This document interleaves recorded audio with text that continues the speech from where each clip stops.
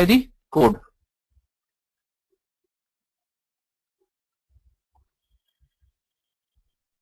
So another context is there are new document types, and these should be dynamically become the part of framework.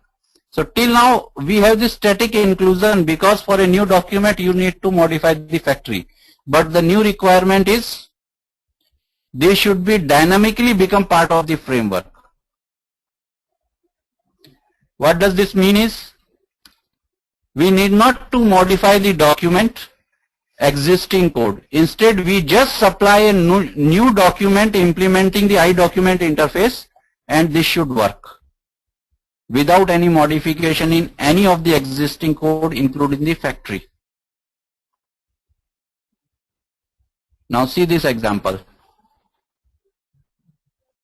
class diagram.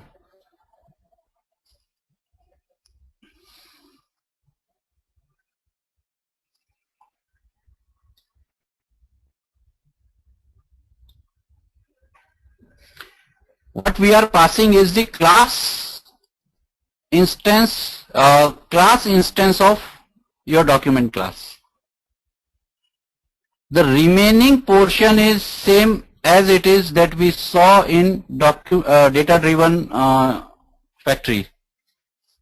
iDocument, abstract document, text document, spreadsheet document. Now we need to have a Word document.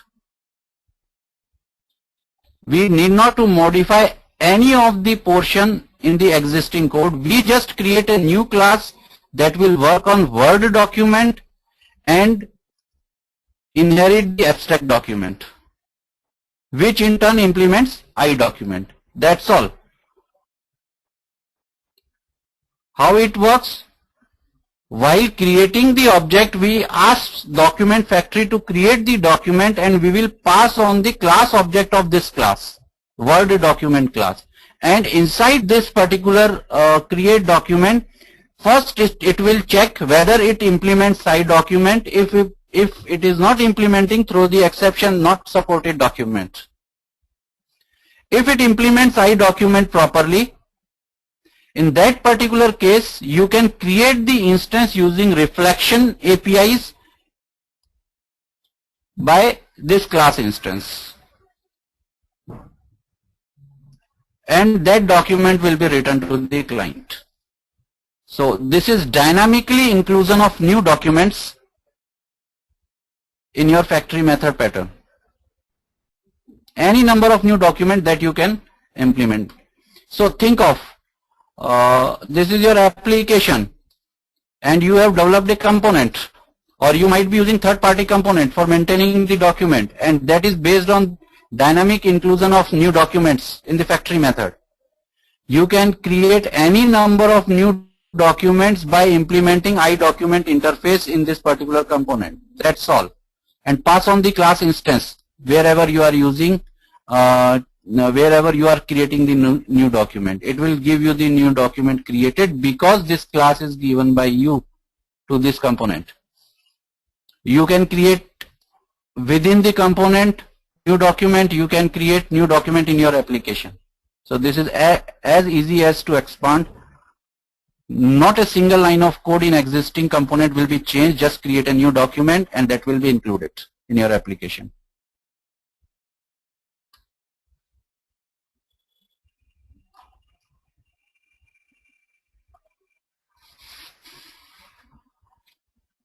If we look at the component development perspective, we just see this interface working properly.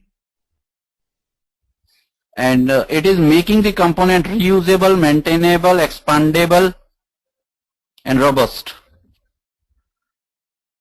Now see, we have a iDocument factory interface in place now. By keeping this interface in place, see how easy it will become to create new factories in your application anytime. New factories that will give different new documents implementing this interface. So if you see now, it is becoming closer to the configuration driven factory method. So this is as good as having both the things in one implementation. Data driven, the already existing class diagram. Having an interface iDocument factory, it can be expandable to configuration driven factory method also.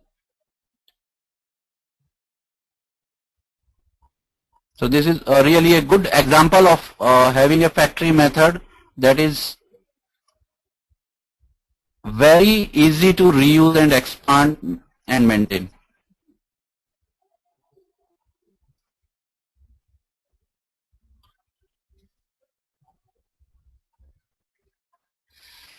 If we see Java API usage, URL connection is an example. URL connection plays a role of client in factory method pattern. It delegates the work to get content method to the content handler object, where content handler is an abstract class that serves as a product class and knows about handling a specific type of content. So it is an abstract class content handler, whereas the way that URL connection object gets the content handler object is through the content handler factory. So particular content handler can be taken out of this factory.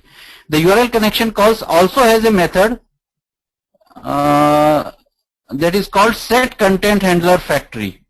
So using this set content handler factory, you can change the factory also, which is actually very useful in applets to provide factory object for URL connection within the applet for the applet factory.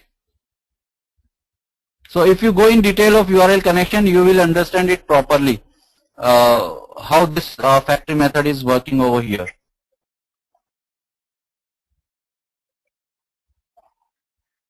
Related patterns are hashed adapter pattern.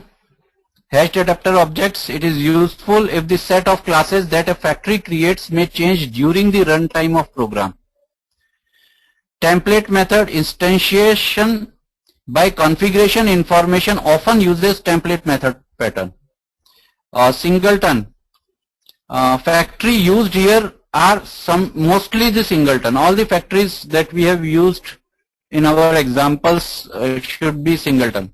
Abstract factory creates a method set of objects, creates a matched set of objects, is a compound pattern and use the factory method and interface pattern. So actually factory abstract uses factory method, but it creates more than one object's matched object set for the client.